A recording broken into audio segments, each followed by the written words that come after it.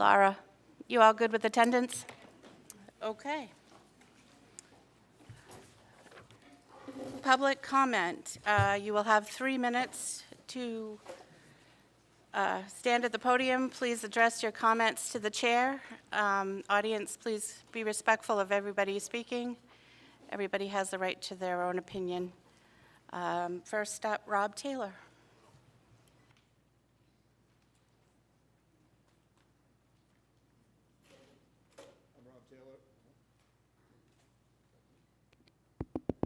I'm Rob. Is this working? Okay. I'm Rob Taylor from Jay. I'm a teacher, a science teacher here at Spruce Mountain High School. I've been told the board is seeking to cut an additional $200,000 from the budget this year. I've also been told that to accomplish this, a high school science department staff position will be cut, and that will reduce our staff by 20%.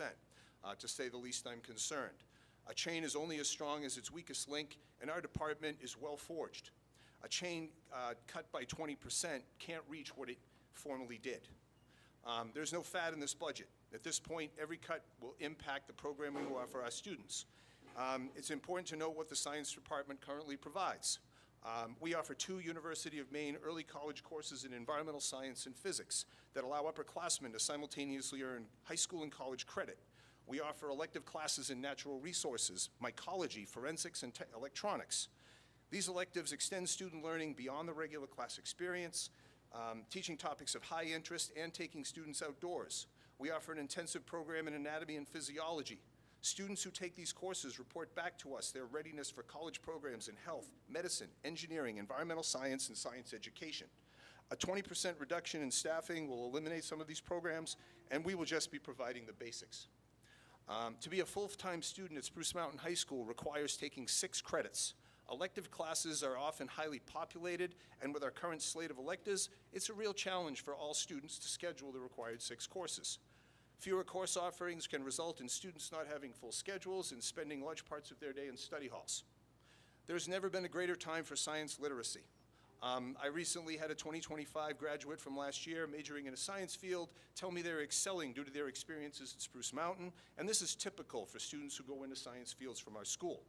Our science department is highly innovative, supporting initiatives such as outdoor education, a Chaga agriculture project, managing a school greenhouse to produce produce for a local food bank, growing experimental American chestnut trees, and using planted balsam firs to learn about the Maine holiday wreath industry. Students collect water quality data for the Livermore Falls Water District, serve as stewards of local land trust properties, and participate in watershed surveys. We have New England regional and national award-winning science extracurricular programs. Our students mentor middle school students, and we've established the district's first ever unified program with special needs students and general education students working together in robotics competitions. We have science teachers who have obtained outdoor educational trip leader certification by doing training without compensation. All of this is threatened when the staff offering these opportunities is cut by 20%. Finally, the notion of eliminating positions simply because the person is not returning to the school from a retirement is concerning to me. Any cut to the budget at this time will have an impact on students. I found about the reduction to the science department less than 48 hours ago, and taking a knife to the budget at the 11th hour in a process is not the way we should be doing business. We should be looking at the efficacy of what we do. Thank you, Rob. And Please wrap it asking up. how to do it better. Thank you very much.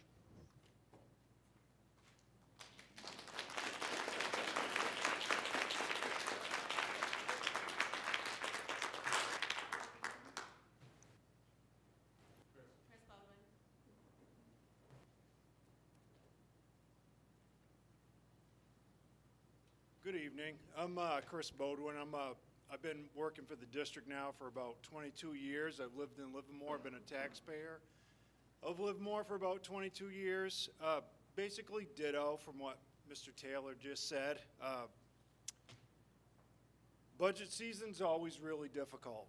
And I know you guys are trying to be very responsible. You have a tension between the taxpayers and providing good programs for students, right? It's very challenging. I am here as well to speak about the additional $200,000 cut. Several concerns. First, RSU73 is already in the bottom third of per pupil spending in the state of Maine. If this additional $200,000 cut is approved tonight, the total budget increase will be only 2.4%, which is well below the regional inflation rate of 3.1%. In real terms, that means we're already reducing what we can provide for students. And we say that we don't want a direct effect to students, but what's already been cut, it's bound to be a direct effect. Those positions that weren't filled at the elementary school, you know, things are already starting to happen.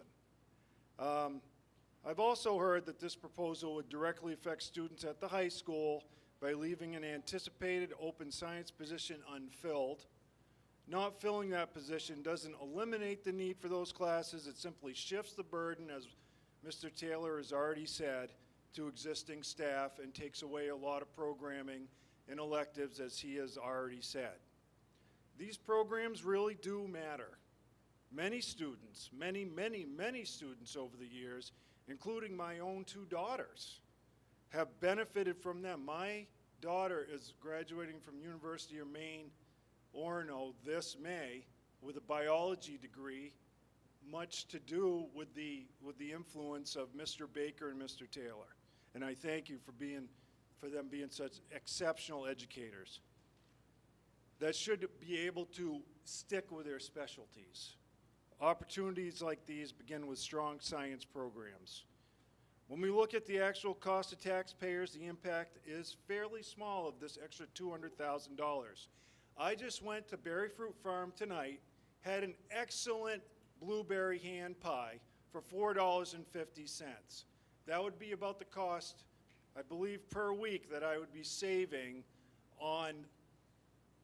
from this. The impact to me individually is very small. The $200,000 to the district, to the science program is huge, huge, and many long-lasting years to come the impact could be. Thank you.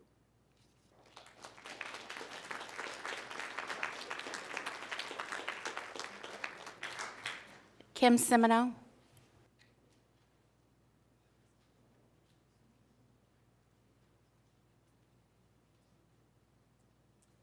Good evening.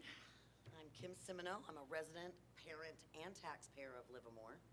I'm also an RSU73 elementary school ed tech. I'm also a bus monitor. Gives me an inside look into what our schools truly need and what they are doing currently with limited resources. I understand the concern about rising property taxes. Many of our community members are on fixed incomes. I share and understand the need to be thoughtful and responsible with our town's money. But it's also important to understand that the budget the administrators have brought forward already has significant cuts. They made hard decisions to avoid making more staff cuts beyond the cuts already proposed. In my building alone, we will not fill 2 grade-level classroom teachers. The additional $2,000 in cuts sounds like a lot of money, but when the amount is spread across all of the 3 towns' taxpayers, the savings comes out to less than $5 a month for Livermore and Jay taxpayers and less than $2 a month for Livermore Falls. I can tell you firsthand that the impact of removing another $200,000 from our budget will be felt more deeply by our students, and the less than $5 will be felt by most households. Working with kids directly every day, I can assure you that those cuts matter. Frankly, our children don't deserve less, they deserve more.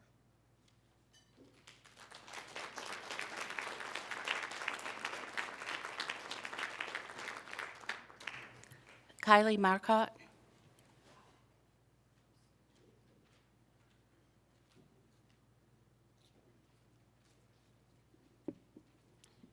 Hi, I'm Kylie Marcotte. I'm a resident of Jay, and I'm a 3-sport athlete at the high school. Tonight we are here on the behalf of the student athletes at this school to address the potential budget cuts and impacts these will have directly on us student athletes. All sports boosters were asked to provide additional funding for sports programs. However, they are already providing significant amounts to sports programs, covering the following. First, let's talk about the cost of summer leagues and team events. These are not covered by the sports budget from the school. The summer leagues give our athletes opportunities to improve their skills, build teamwork, and stay active during the off-season. However, these leagues can be expensive and registration fees, travel costs, and other expenses can make it difficult for some families to participate. We want to make sure every student has a chance to play regardless of their financial situation. Next, there's the cost of team gear and apparel, especially for teams that are in need of additional outside of regular athletic budget. Warm-ups, travel gear, and practice gear are not cheap. Some of our teams are using outdated or worn-down equipment. Every team deserves to feel confident, prepared, and most importantly, safe, and having proper gear plays a big role in that. Athletes also have earned the right to be proud of their team accomplishments and should not have to worry about being able to afford a leather jacket or other championship Phoenix gear. Another impact and focus is senior scholarships. Our senior athletes have dedicated years representing our school with pride. Offering scholarships is a way to recognize their hard work, leadership, and commitment. It also helps support them as they take the next step into college, trade school, the military, or the workforce. The class of 2027 alone has roughly 36 student athletes, 16 who play 2 sports and 5 that play 3. In scholarships alone, that will cost about $5,800. And with these cuts, the boosters may not have the money to cover anymore. That's it for me.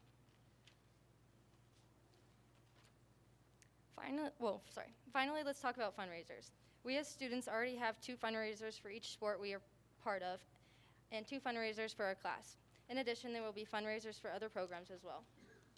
These fundraisers are essential. They help cover summer league costs, provide team gear, and contribute to senior scholarships. But if we try to add more fundraisers, it puts more stress on us kids and more stress on local businesses who are already proudly supporting athletics and extracurriculars to the best of their ability.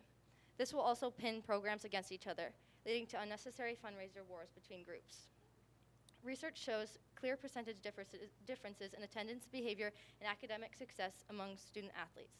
Data from the National Federation of State High School Associations indicates that high school athletes graduate at rates 10 to 15% higher than those not involved in extracurricular activities.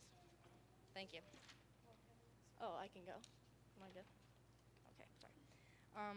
A study at the University of Kansas found athletes to have lower dropout rates, around 5%, compared to nearly 11% for non-athletes, with significantly better attendance. In closing, supporting us students through these efforts is an investment in our growth, opportunities, and future. Together, we can ensure that every student has the chance to succeed both on and off the field. Cutting this funding and expecting it to be covered outside the athletic budget will directly impact student athletes and participants of other extracurricular activities negatively. Thank you.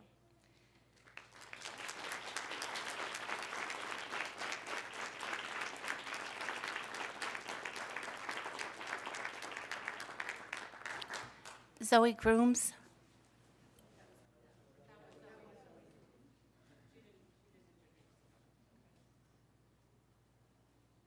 Jonathan Kurzfeld.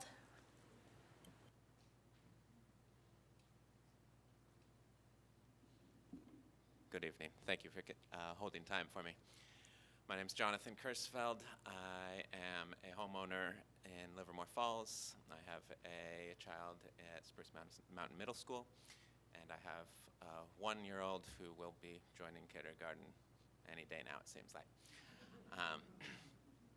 I am a former professor of economics at Bates College, and so I want to start by applauding those students for the bravery of stepping up here and advocating for themselves. I think that is very impressive. Don't worry, I'm not going to give a lecture on economics.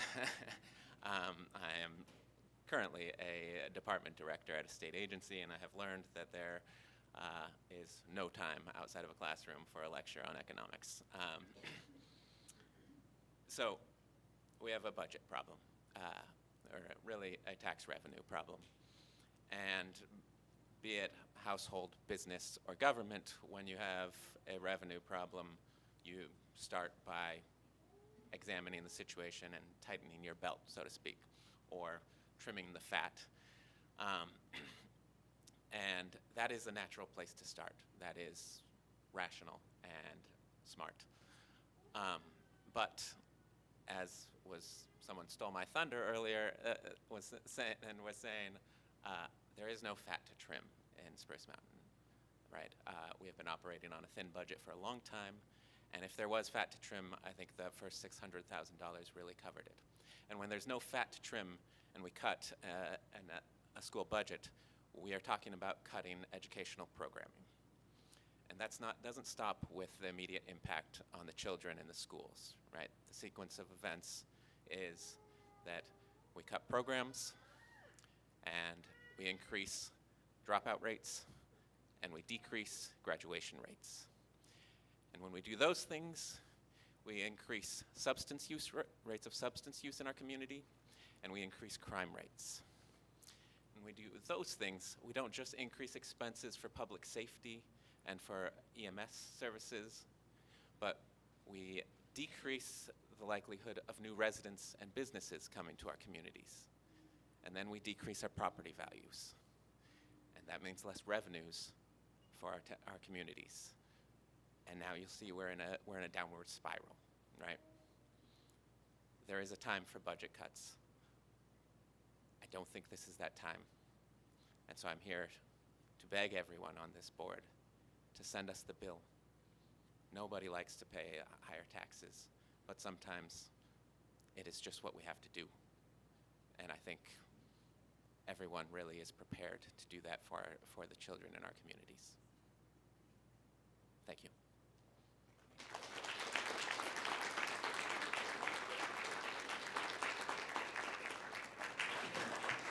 Lynn Willett.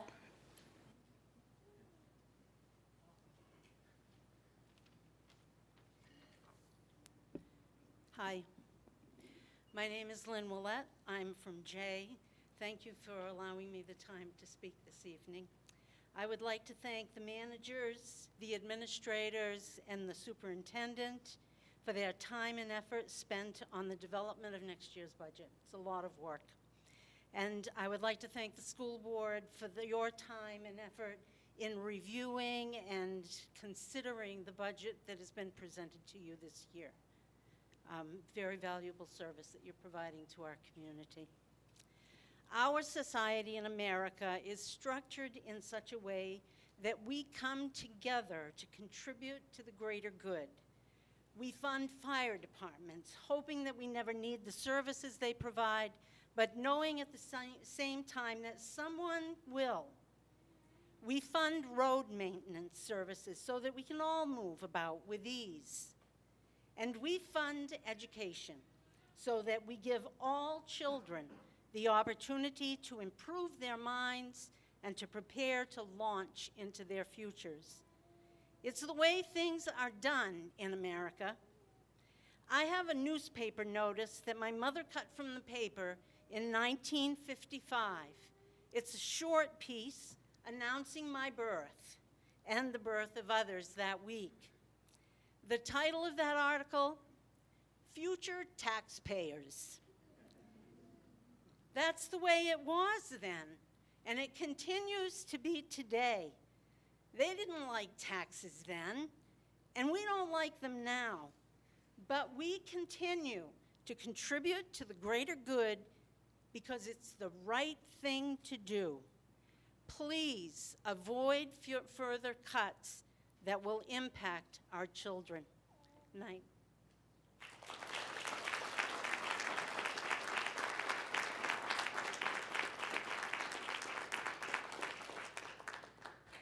Emma Towers.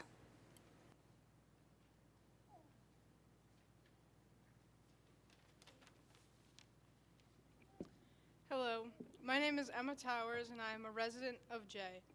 I'm a graduate of the Spruce Mountain class of 2023 and am here as a community member, as well as someone who works directly with the youth in this district.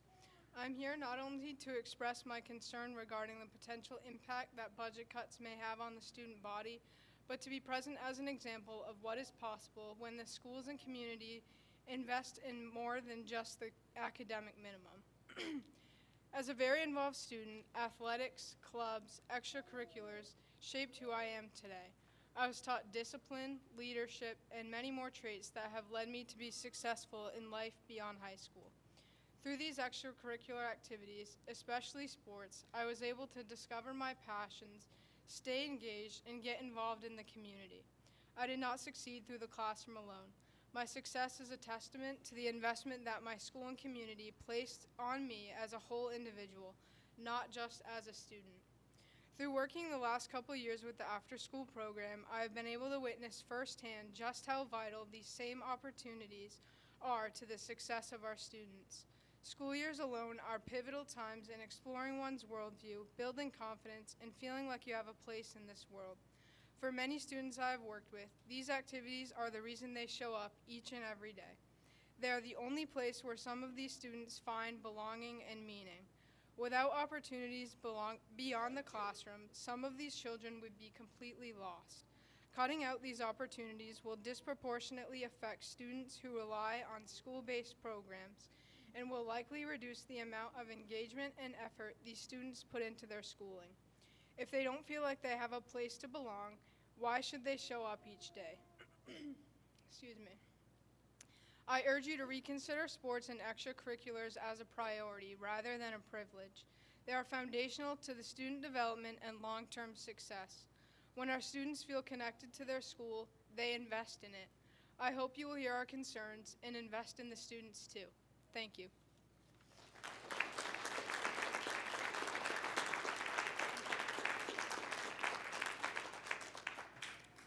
Carrie Mitchell.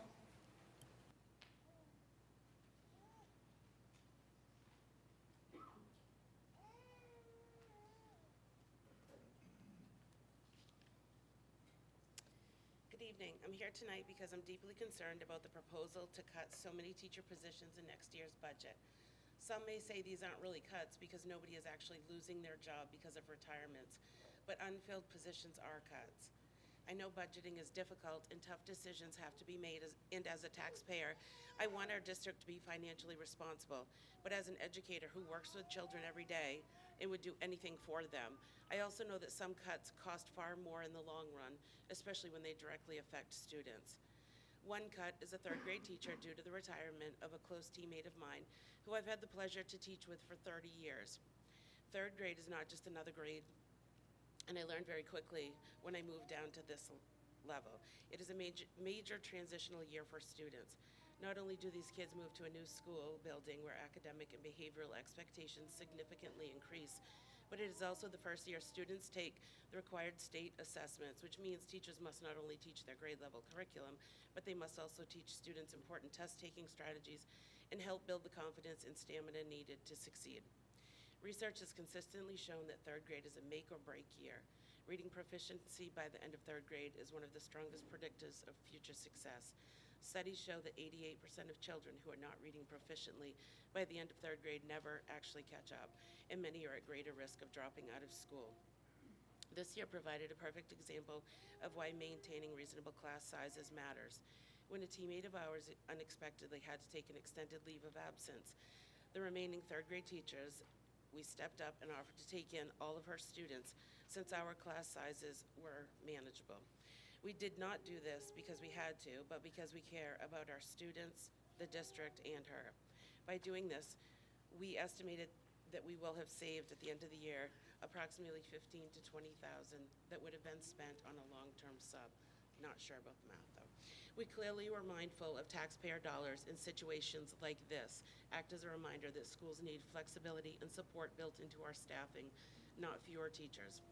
As both a teacher and a taxpayer, I believe we should absolutely continue looking for ways to save money and run our district efficiently. But those solutions should not come at the expense of the students that we serve. Our community expects us to work together to solve problems creatively and responsibly. The example set by the third grade teachers this year, I think, shows collaboration can save money while still prioritizing student success. That same spirit of collaboration should guide our decisions moving forward. I respectfully ask the board to reconsider the decision to eliminate so many, including 2 elementary classroom teaching positions, and to work with staff in the community to find other solutions that protect both our taxpayers and, most importantly, our students. We want to be part of the solution and work together with the board to find ways to save money that do not negatively impact the students or their education. Thank you, Carrie.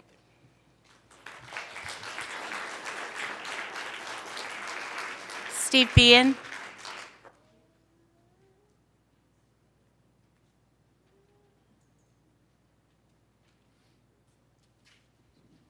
So Steve Bean, resident of Jay. I have concerns about the school budget as proposed. When originally presented to the board, $600,000 had already been cut, and at last week's budget, an additional $200,000 was proposed as a cut, and I'm concerned that these added cuts will prove excessive and destructive. Several people have talked about some of the downstream effects of the budget cut, including loss of science programming, and then impacts on kids, addiction rates, and so on and so forth. There's another context to think about. This town is on the ropes. With the loss of the mill, there's a huge hole in our economy. And if we are not careful, Jay could enter a death spiral with an aging population, net out-migration, and failure to attract new families and new blood. The resources we have, most especially our schools, need not only serve current students, but tomorrow's students and tomorrow's families. I fully understand the temptation and reasoning behind wanting to make radical cuts in the budget to save money. I have run a small business for 40 years, and budget tightening is something I know very well. But in hard times, we don't burn the furniture or sacrifice what it takes to serve the public. Superintendent Albert cut $600,000 from the budget request he had received, and that left a budget whose year-over-year increase is in line with the regional inflation rate. I understand that Jay's per pupil costs are already low compared to peer schools in the lowest third of the state. I don't know the consequences, although we're hearing of them, of the further $200,000 cut. Presumably we will hear that, and we have been hearing that tonight. As the board listens to the school's presentation and those of the public, I urge you not to insist on cuts that will threaten the school's educational mission, both for today's students and the students of families we hope to attract tomorrow. Budget challenges should not lead to short-term solutions. Thanks.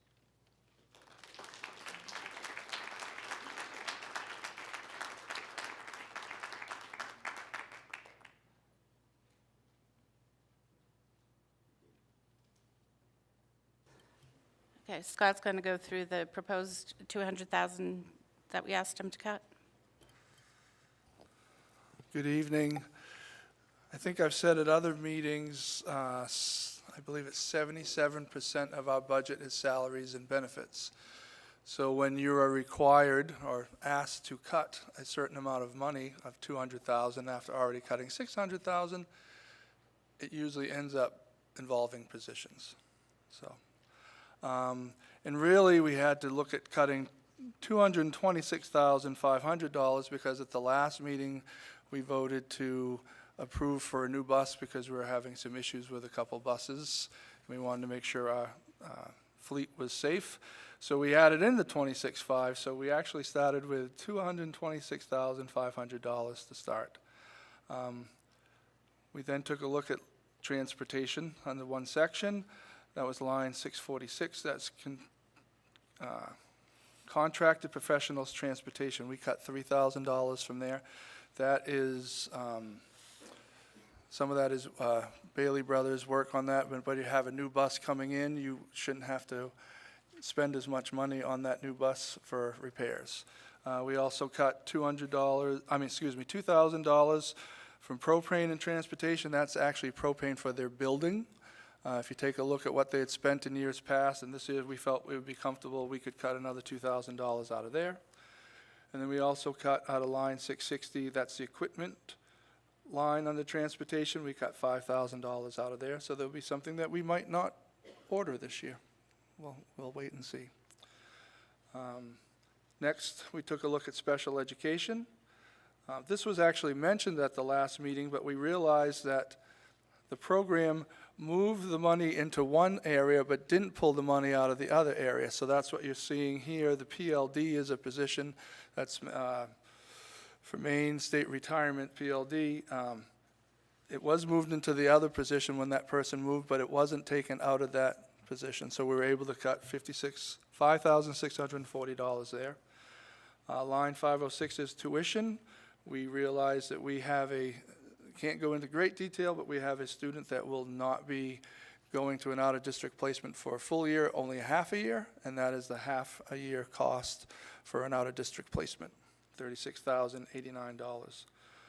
We also found under special education line 634 under instructional supplies that the money that she had in there for wall padding had also been in another line. So we were able to remove that $3,600. It's still in the budget to put that padding for the wall, but we don't need that second amount in there. It was a mistake. Under regular instruction, lines 186, 189, 192, that's the science teacher retirement and not filling. Lines 186 is salary, 189 is benefits, and 192 is Maine State retirement.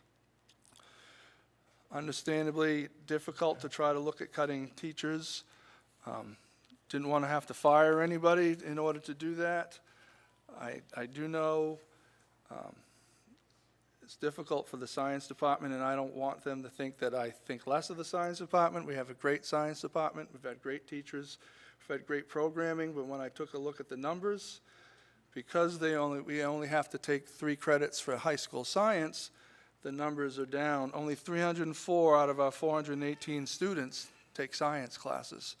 Our senior class, we have 97 students in it, only 29 of them are taking a science class this year right now because Foster Tech and the fact that many of them have taken science classes before their senior year to get to that point.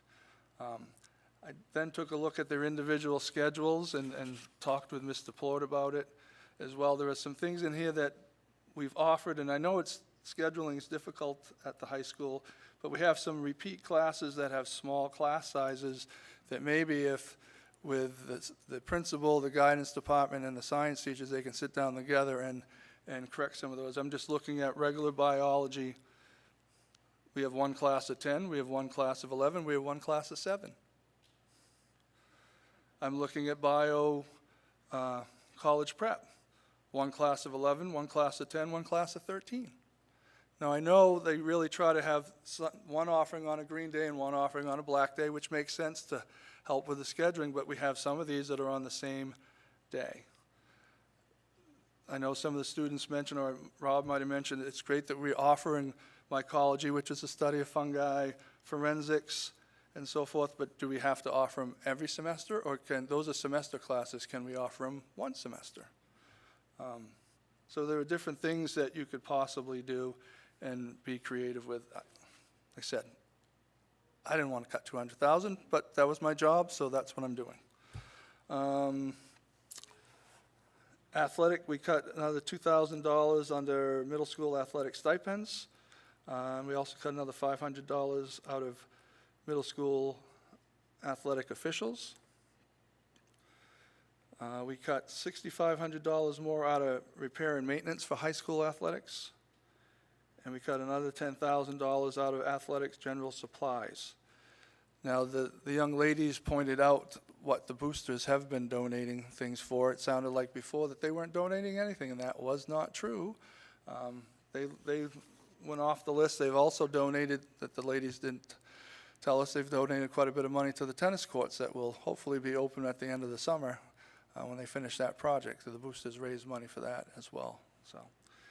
And then lastly, on the budget cut, we cut $28,500 in professional stipends. Those are our curricular stipends.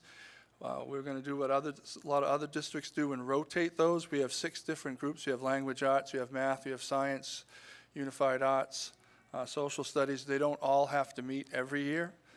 They can still do work in their late arrival days and things like that, but they're not going to have after-school meetings. They'll rotate through like other districts do, so that we were able to save money doing in that area. So those are the $200,000 in cuts from the last meeting. Questions for Scott on those cuts? Sarah? Going back to the science teacher position, the one who's retiring, what actual science class was taught? He does almost all chemistry and 1 RTI program. Yeah. So pretty critical science. So I Absolutely. understand science is split into life and what's the other one? Physical? I think so. Yeah. Yep, they're giving the thumbs up over Rob, there. if we can ask him. So you want Rob to talk?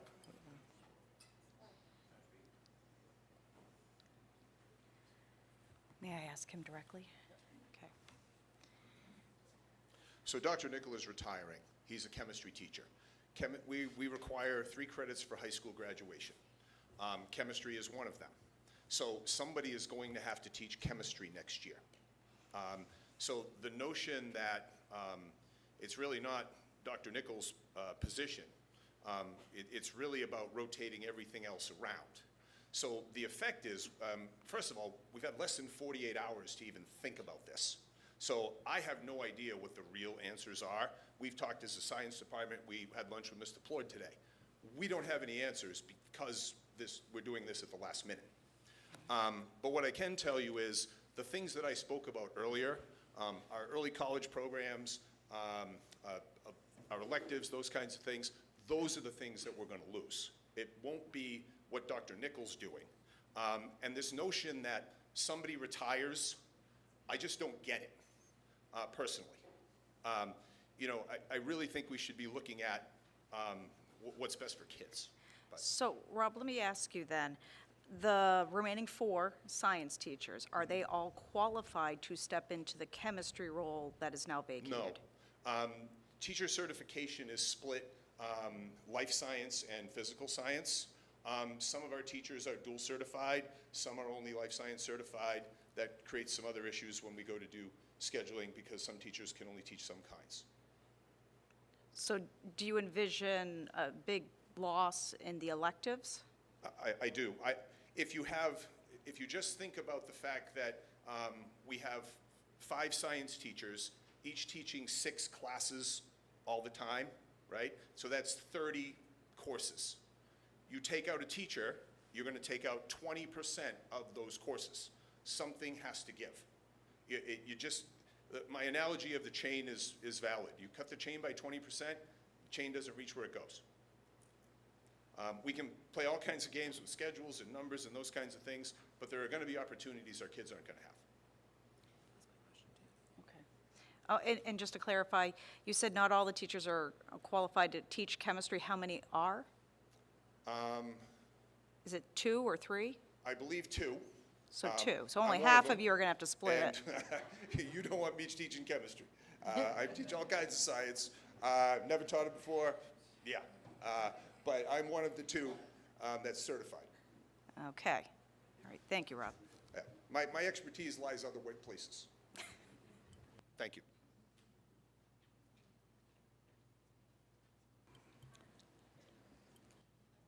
Questions?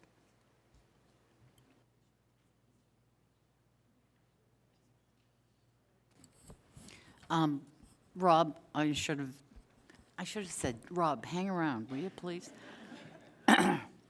You said part of what he taught was RTI, and that's RTI within the science? So actually, Dr. Nickel offered an elective in electronics for both semesters. And you know, he's on some medical leave leading into his retirement. We have a long-term sub in that position, and that's going very, very well. But we really didn't have anybody that was able to offer that electronics elective. So the RTI program was established because this person was very comfortable in helping students. So it's RTI right now, but typically that's an elective when we don't have a long-term sub in the position. Thank you. That's RTIs at any level. Pre-K to 12 is important. Yes. Ooh, look I broke the microphone. Can I ask what's RTI? Response to intervention, and it's a strategy for helping kids that are struggling. When a kid is having difficulty in a particular content area, response to intervention, it provides the kids with additional help to make grades and improve their academics. We have RTI throughout our entire district, K through 12, and this is what has made a huge difference in filling gaps that kids have had because they were out, because they had a bad experience, whatever, but it's crucial to getting our kids where they need to be. And every opportunity we have for RTI, it's not a special ed, it's just this kid has some weaknesses, can we get them up? And it's priceless. Thanks, Bob. Thank you.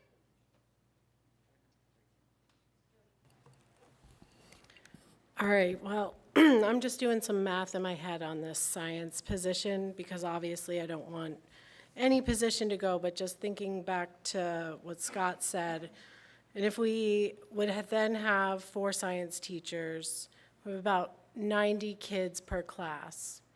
And they're saying that they teach 6 classes, like block, right? Green and black. So that's about 15 kids per each of their classes. So I guess that's still leaving 6 classes that would be in addition, that are extra opportunities for kids, because 29 kids and as seniors is not a lot of kids, and not to boast, but my daughter's taking anatomy and physiology at the community college her senior year to get those 3 credits. So I hear what everyone is saying. I just am doing the basic math, because that's what I've done for the last 4 meetings, is looking at these numbers, going back through. And I hear and I want the teachers to know that I support teachers fully, but I do think that we can still offer most every science class potential, looking at the numbers. If we have 4 science teachers left here with only 15 kids per se, per class in the required classes, and then giving opportunities for those others to still be able to explore some of the other science-related topics.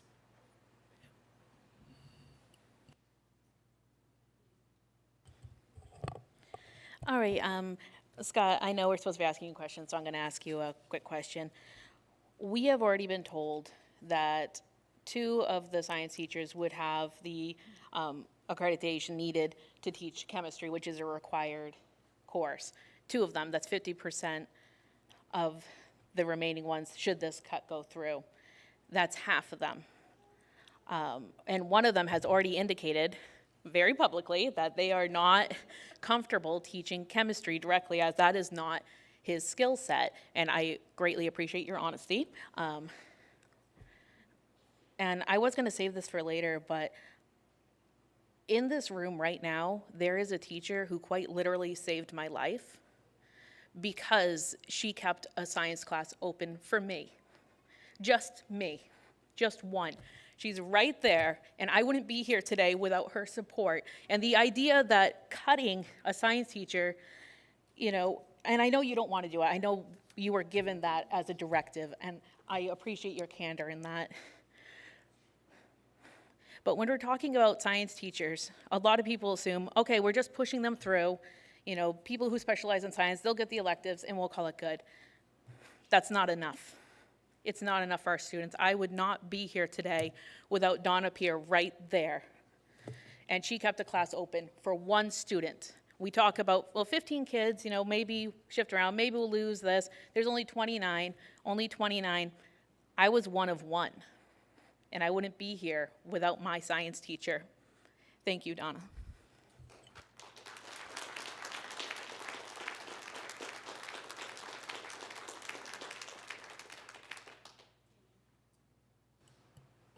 I know this has been very difficult. I appreciate the admins for working hard to find these cuts. We're trying to find a balance between giving our kids a good education and getting this budget passed.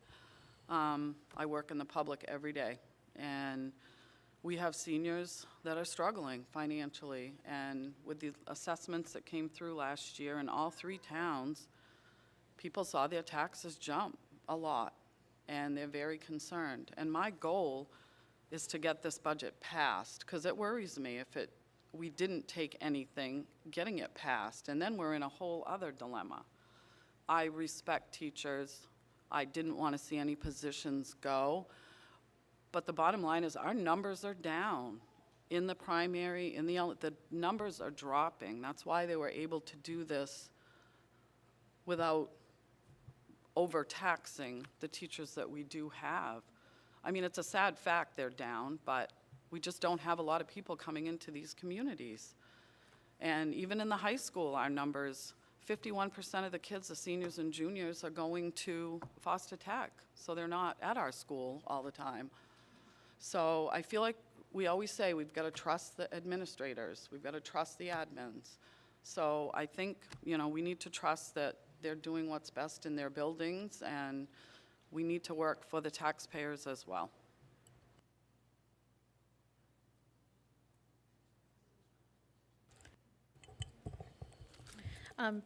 Just a point of order, is it not our school board, Board of Ethics, that we represent the school and community, but specifically the best interest of our student body and our school staff administrators? Isn't that a point of order that we have to follow? That's still in there, isn't it? That is in there, but we represent the taxpayers as well. Understandable, of course, but just following up with that question, the best way to serve our taxpayers isn't to ensure that their children have the best possible future? Thank you.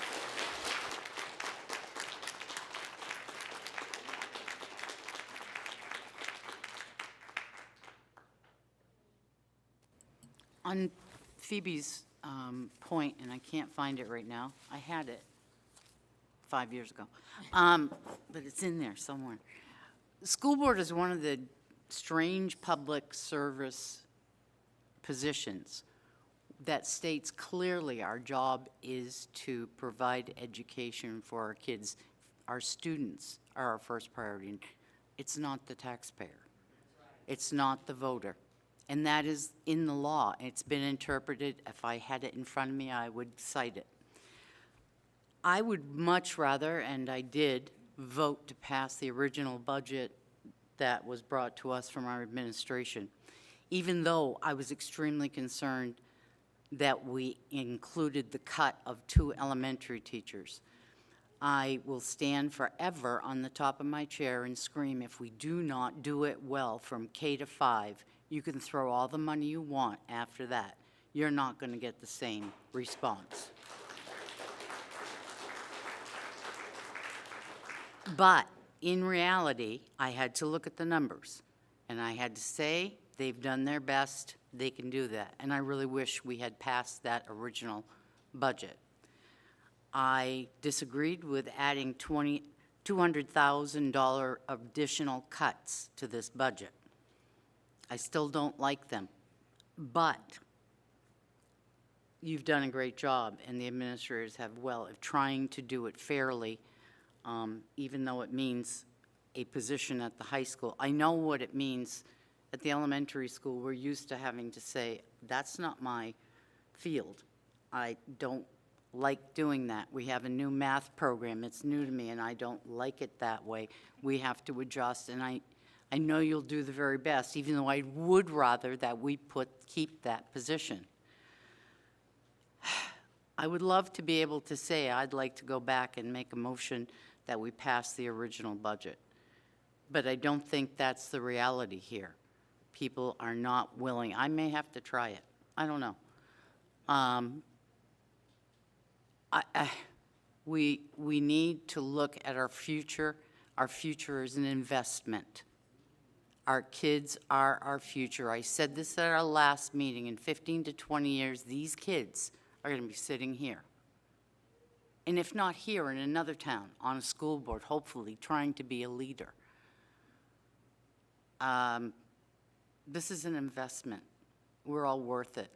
I think the critical piece is this budget does not go past the rate of inflation in our area.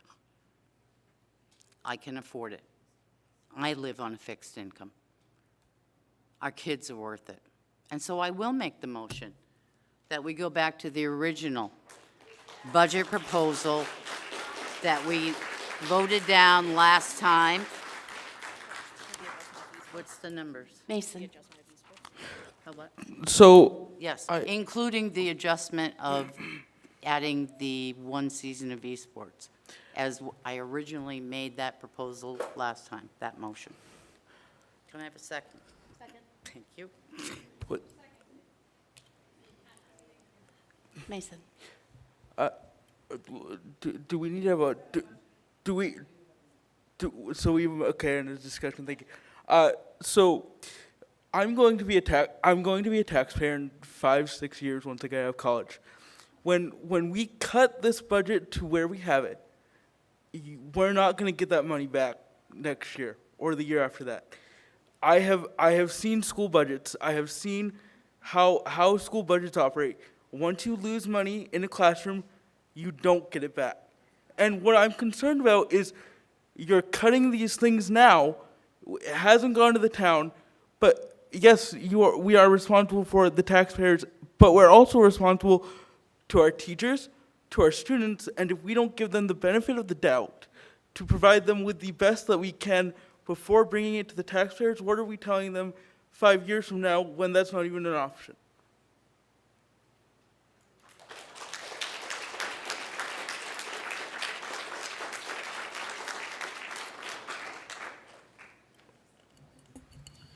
I'm going to try to make this short. I want to thank the public for coming out and speaking up tonight. I heard a lot of what you had to say, and I just thank you very much.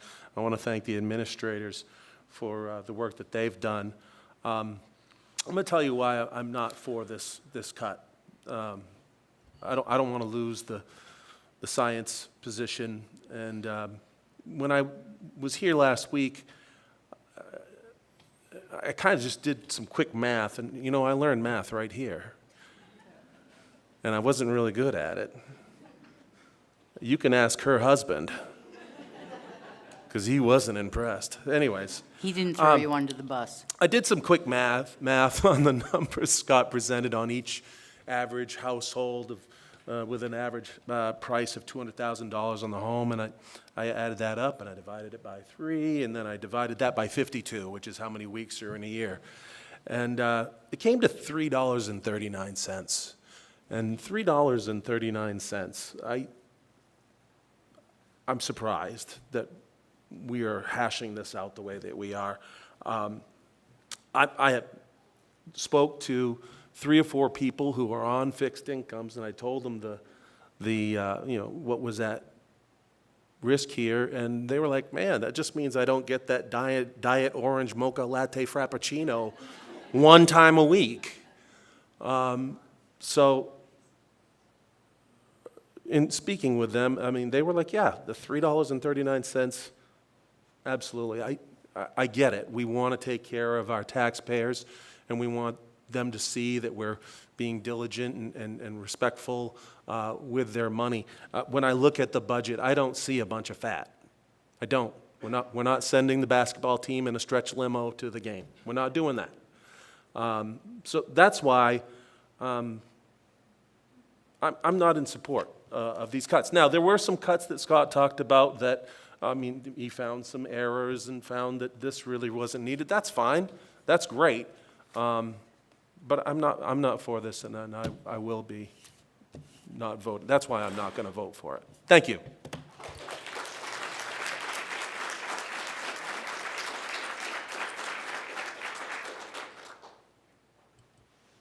Just one more comment from a fiscal perspective. I am an example of someone who graduated from this district and 20 years later moved back with my tax dollars in my science profession. Thank you, Mr. Haynes Science Elective. Woo! And let's look at it this way. If we have lesser quality, no offense, Rob, chemistry classes, if a student graduates high school and goes to college and struggles with chemistry and has to drop out, or not the school, but the class, or retake a class, how much is 1 semester of college to one family? 30 grand. And college, this is a cheap price to pay for the students of this district to ensure they do not lag behind their peers in the college system in professions that make good money, and if they're like me, they come back and they invest it back in the school district.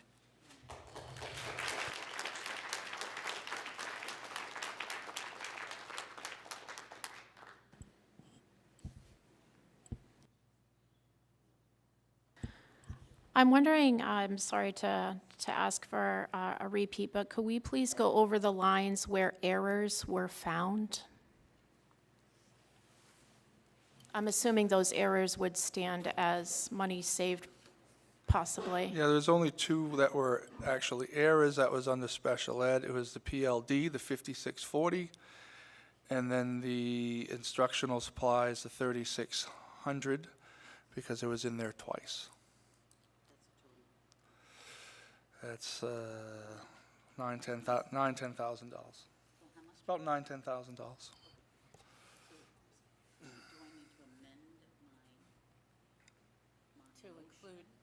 include the errors. Rob, we're doing board comments right now. That's why I haven't recognized you.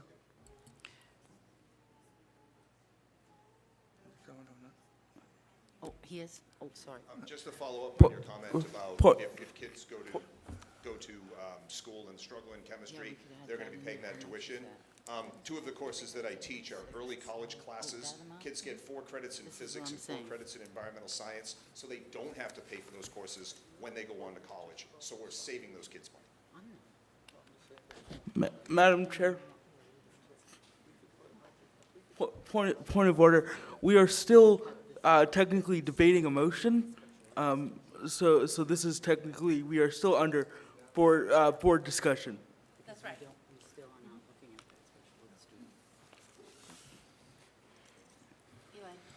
I'd like to amend my motion after, this is comment, not the motion. Don't get nervous. We have those 2 errors that amount to about 8, where's your paper? Right there. Thank God I have people to help me. It takes a village. There's the 8,940 that was in wrong places. That's just a correction. We also have the $36,089 from a student in special ed who will not be going out of district. That's a total of, did I do the math? Thank you. 45,300, it's a wonder I go shopping by myself at the store. 45,329 from the original budget number, which we were presented last week, and the addition of one season of esports. Phew. If I can have a second. We're all right with that. I'm not worried about the esports thing. We got money there.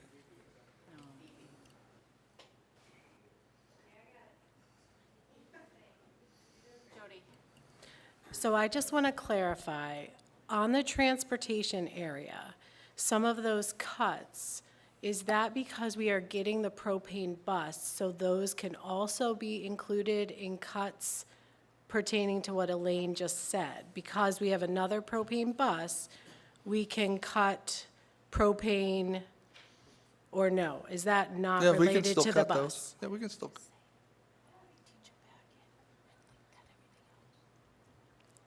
Oh, Norma's raising her hand, so she's here. The building? Yeah. And then the equipment transportation, is that related to the new bus? And the professional transportation cut on the top line is not related to none of this is related to the bus? Gotcha. Okay, thank you. So can we please, Elaine, if you wouldn't mind, redo your proposal? Okay, great, thank you. Right now, we're up to amending that number again. The original budget minus 55,329 plus 1 season of esports. We're not worried about that. We got that covered? Forget the esports part. I'm sweating.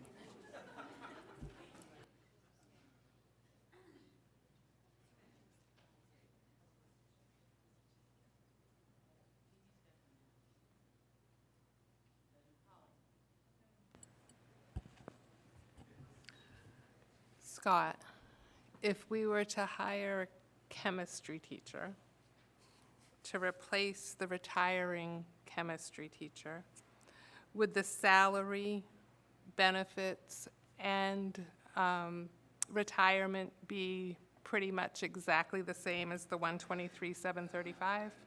Most likely, it would be less, unless we hired someone who had their doctorate.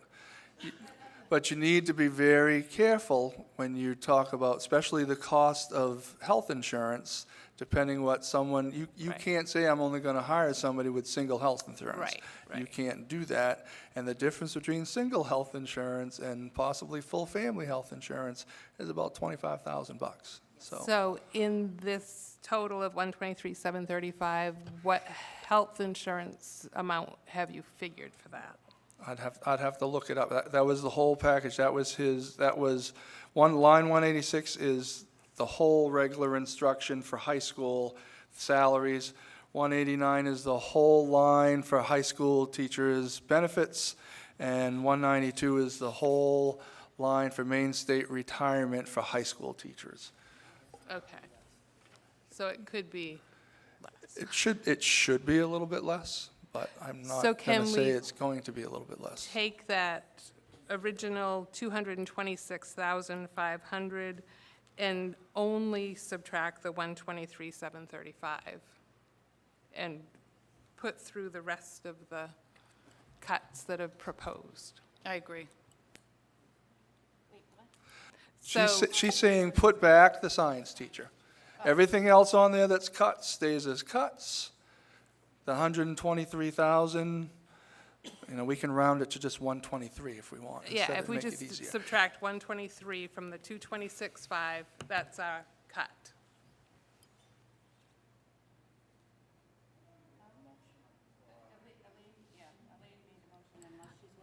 I'm not willing to amend that.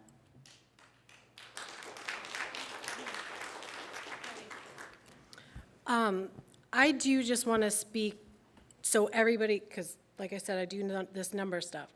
So I know a lot of the kids that came up and talked about the athletics.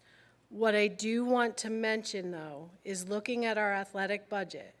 We spent $273,000, and we've budgeted $330,000. So that budget was over by $75,000. So the cut to the athletics is still not even close to what they're actually spending.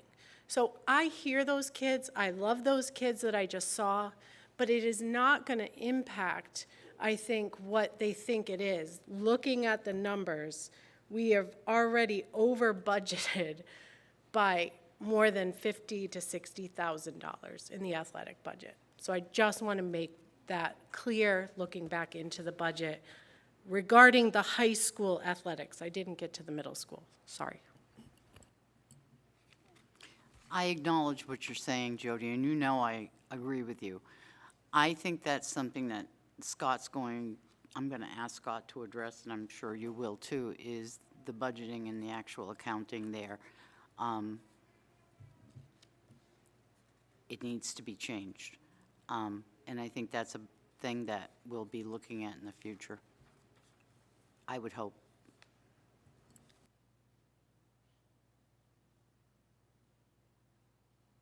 Okay, we have a motion. Andrew?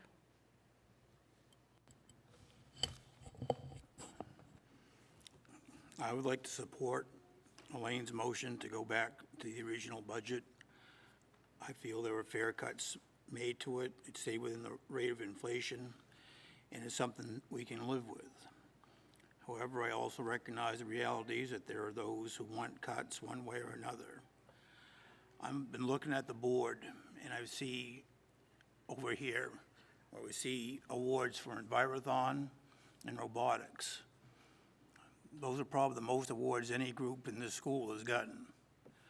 And with the emphasis on science, technology, engineering, and math, I think we should restore, at a minimum, the science position we got.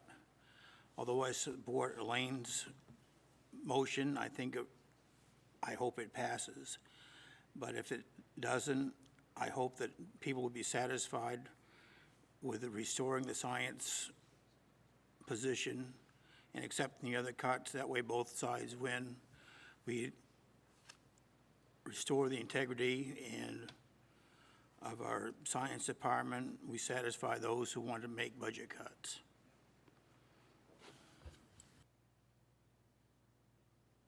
Okay, we have a motion on the table to do the original amount plus.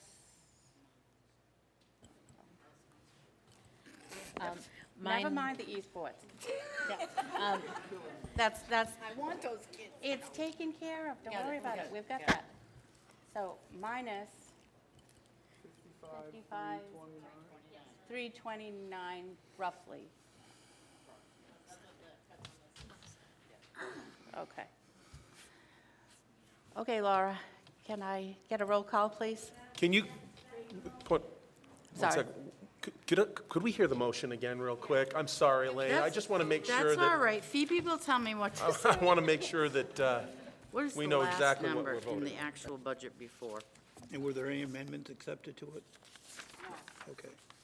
What was what's the number? There was an amendment proposed, but she It's, rejected the it's, amendment. I it's, rejected it. yeah, How what? Right. which means we'll still cut the transportation costs and also put in the propane bus, and we'll cut what was on this list from special education. But everything else stays, is what she's saying. Does that make more sense to you? It got confusing. It got confusing. Okay. Whenever you're ready, Laura.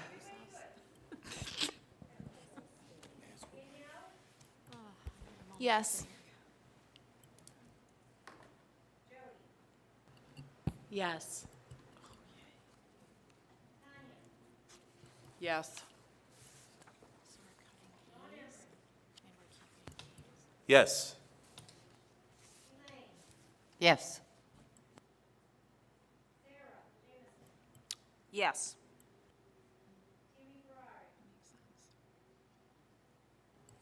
No.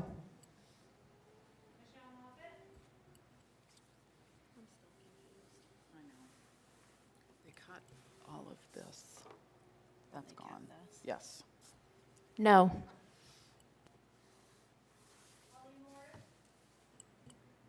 No. Yes.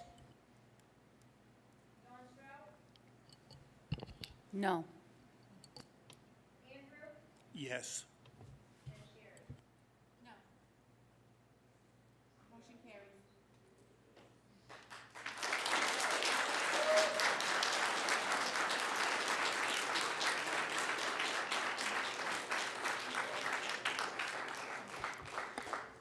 So these numbers will be given to our lawyers tomorrow to put them into the warrants, and the warrants will be here next week for you guys to vote on the individual warrants that will then go out to the towns.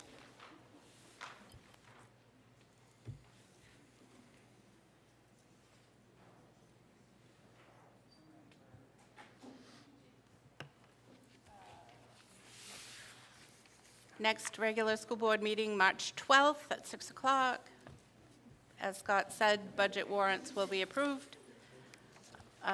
Teacher workshop on the 20th, policy meeting March 23rd. And I will accept a motion to adjourn. So moved. All those in favor? Aye. Thank you, everyone.